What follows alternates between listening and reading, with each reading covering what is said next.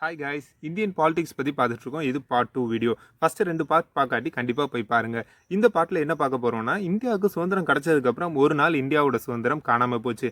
எதனால் இந்தியாவோட சுதந்திரம் காணாமல் போச்சு, இந்தியாவோட அடிப்படை உரிமைகள், மக்களோட அடிப்படை உரிமைகள்லாம் எதனால் பறிக்கப்பட்டுச்சு, அதுக்கப்புறம் வந்து அரசியல் சம்பவங்கள் என்னென்ன அப்படிங்கிறது இந்த வீடியோவில் பார்க்கலாம்.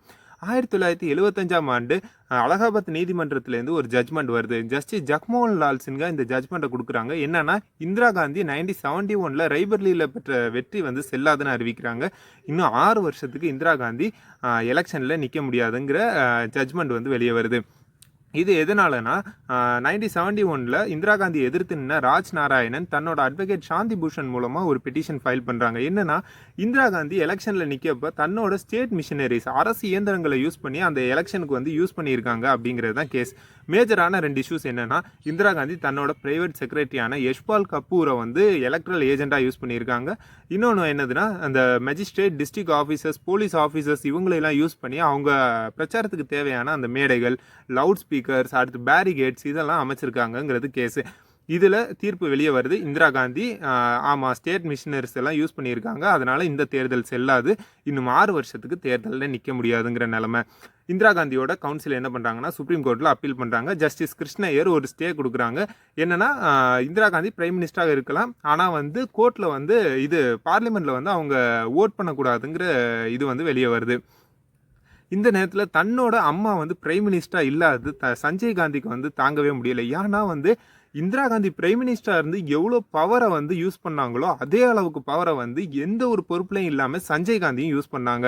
உடனே வந்து அந்த நேரத்தில் வெஸ்ட் பெங்காலோட சிஎம்மாக இருந்த சித்தார்த் சங்கர் ரே அவங்க வந்து ஒரு யோசனையை இந்திரா காந்தி கொடுக்குறாங்க. அதுதான் என்னதுன்னா, எமர்ஜென்சியை டிக்ளேர் பண்ண சொல்லி ஒரு ஆர்டினன்ஸ் ரெடி பண்ணி கொடுக்குறாங்க. இந்திரா காந்தி பிரசிடென்ட் ஃபக்ருதீன் அலி அகமது மூலமாக எமர்ஜென்சியை டிக்ளேர் பண்ணுறாங்க. ஒரு இரவில் வாங்கின சுதந்திரம் இன்னொரு இரவில் காணாமல் போச்சு. அன்னைக்கு நைட்டு படுத்து தூங்கின எந்த மக்களுக்கும் தெரியாது, அடுத்த நாள் எந்திரிக்கும் போது நம்மளோட சுதந்திரங்கள் பறி போயிடும்ன்ட்டு. ஆமாங்க, எமர்ஜென்சி வந்தாச்சு. எமர்ஜென்சி வந்ததுக்கப்புறம் என்னெல்லாம் நடக்குதுங்கிறத பார்க்கலாம். மக்களோட அடிப்படை உரிமைகள் எல்லாமே நிறுத்தி வைக்கப்படுதுன்னு இந்திரா காந்தி அறிவிக்கிறாங்க. இதுக்கு அவங்க சொல்கிற காரணம் என்னென்னா, உள்நாட்டு குழப்பங்கள் அதிகமாகிருச்சு, நேஷ்னல் செக்யூரிட்டிக்கு நிறையா வந்து டிஸ்டர்பன்ஸ் வந்துருச்சு, ஸோ எல்லா அடிப்படை உரிமைகளையும் நிறுத்தி வைக்கிறோம் அப்படின்னு சொல்கிறாங்க. எல்லா ஆப்போசிஷன் லீடர்ஸ் இந்திரா காந்தியை யாரெல்லாம் எதிர்த்து கேள்வி கேட்டாங்களோ, யாரெல்லாம் கேள்வி கேட்பாங்கன்னு இந்திரா காந்தி நினைக்கிறாங்களோ எல்லாரையும் அரெஸ்ட் பண்ணிக்கிட்டு இருந்தாங்க. பத்திரிகைகள் மிகப்பெரிய தணிக்கைக்குள்ளானுச்சு. கவர்மெண்ட் என்ன டிசைட் பண்ணுறதோ அது மட்டும்தான் வந்து நியூஸாக வந்து வெளியே வரும். இந்த நேரத்தில் இந்திரா காந்தி ஒரு 20 அம்ச திட்டங்களை கொண்டு வராங்க. அதே மாதிரி எந்த போஸ்ட்லையும் இல்லாத சஞ்சய் காந்தி ஒரு 5 அம்ச திட்டங்களை கொண்டு வராங்க. அந்த 5 அம்ச திட்டங்களில் ஒன்று தான் ஃபேமிலி பிளானிங். 1 கோடிக்கும் அதிகமான மக்களுக்கு வந்து சஞ்சய் காந்தியோட இதில் ஃபேமிலி பிளானிங் பண்ணப்படுது. 15 வயசுலேருந்து 80 வயசுக்குள்ளே உள்ள ஆண்கள் எல்லாருக்கும் 1 கோடிக்கும் அதிகமான ஆண்களுக்கு வந்து இந்த ஃபேமிலி பிளானிங் ஆப்ரேஷன் பண்ணுறாங்க. நிறைய யங்ஸ்டர்ஸ், பேச்சுலர்ஸ், பிச்சைக்காரவங்க, ரோட்டில் இருந்தவங்க நிறையா பேர் வந்து ஊருக்கு போகிறதுக்காக ரயில்வே ஸ்டேஷன் அண்ட் பஸ் ஸ்டாப்பில் வெயிட் பண்ணிகிட்டு இருந்தவங்க எல்லாரையும் பிடிச்சிட்டு வந்து இந்த ஃபேமிலி பிளானிங் ஆப்ரேஷன் பண்ணுறாங்க. டீபாப்புலேஷனுக்காக, மக்கள் தொகை அதிகமாகிருச்சுங்கிறதுனால கவர்மெண்டோட அட்ராசிட்டிஸ் ஒவ்வொரு நாளும் அதிகமாகிட்டே இருந்துச்சு. இதனால் மக்கள் மிகப்பெரிய பீதியில் இருந்தாங்க. ஏன்னா அந்த நேரத்தில் மிகப்பெரிய தலைவர்களாக இருந்த அடல் பிஹாரி வாஜ்பாய், அத்வானி, ஜெயபிரகாஷ் நாராயணன், இது மாதிரி பெரும் பெரும் தலைவர்களை எல்லாரையுமே எந்த காரணங்களும் இல்லாமல் அரெஸ்ட் பண்ணாங்க. அவங்களுக்கு அவங்களோட அவங்கள அரெஸ்ட் பண்ணி வச்சுருக்காங்க எதுவுமே வந்து யாருக்குமே தெரிவிக்கப்படலை. இதனால் மக்கள் மிகப்பெரிய பீதியில் இருந்தாங்க. ஏன்னா வந்து இவ்வளோ பெரிய தலைவர்களே அரெஸ்ட் ஆகும்போது சாதாரண மக்களால் என்ன செய்ய முடியும்? இப்போ அடுத்தடுத்து இந்திரா காந்தி தன்னோட லா மினிஸ்டர் HR கோகலேனால் அடுத்தடுத்து வந்து மிகப்பெரிய ஒரு அதிர்ச்சிகளை பார்லிமெண்ட்டில் இறக்குறாங்க. என்னென்னா, தன்னோட தேர்தல் வெற்றி எந்தெந்த சட்டங்கள் மூலமாக செல்லாதுன்னு அறிவித்தாங்களோ அந்த சட்டங்களை எல்லாம் வந்து இந்திரா காந்தி செல்லாமல் ஆக்குறாங்க.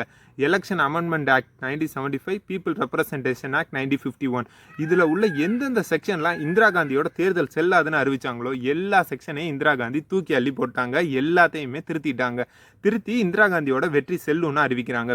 39வது சட்ட திருத்தம் கொண்டு வந்து president, vice president, prime minister, அப்புறம் லோக்சபாவோட ஸ்பீக்கர், இவங்களோட எலெக்ஷன்ல எல்லாம் வந்து தலையிடுற உரிமை கோர்ட்டுக்கு கிடையாது. யாருமே கோர்ட்டில் கேஸ் போட்டு இவங்களோட எலெக்ஷனை வந்து இது மாதிரி இருக்குது, இது செல்லாது அப்படின்லாம் வந்து சொல்லவே முடியாது.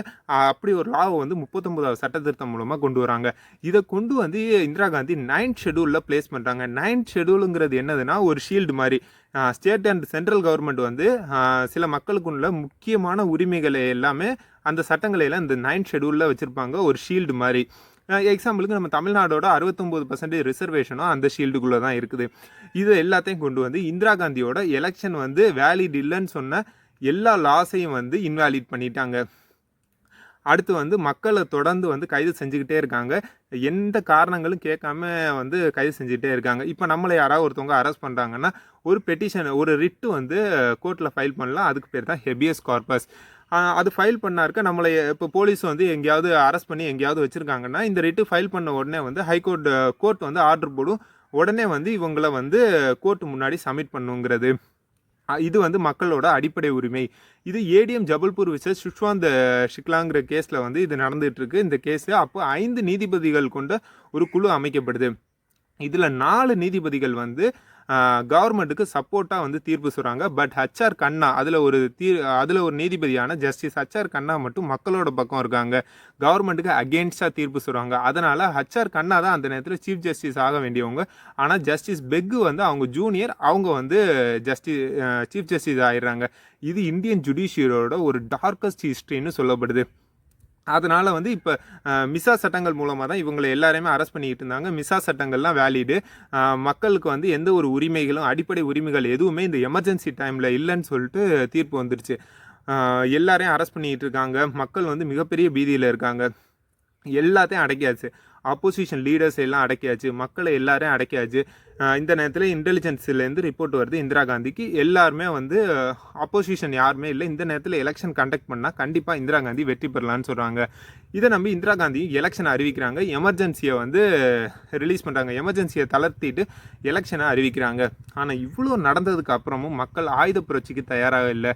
மக்கள் தன்னுங்களோட வாக்குகள் மூலமாக புரட்சி நடத்துனாங்க. இது டெமோக்ரஸியோட ஒரு பிக்கஸ்ட் விக்ட்ரி, டெமோக்ரஸி கிடைச்ச ஒரு மிகப்பெரிய வெற்றின்னு சொல்லப்படுது. அந்த 1977 எலெக்ஷனில் என்னெல்லாம் நடந்துச்சு, இதுக்கப்புறம் அரசியல் எப்படியெல்லாம் மாறுனுச்சு அப்படிங்கிறத நெக்ஸ்ட் வீடியோவில் பார்க்கலாம். தேங்க்யூ.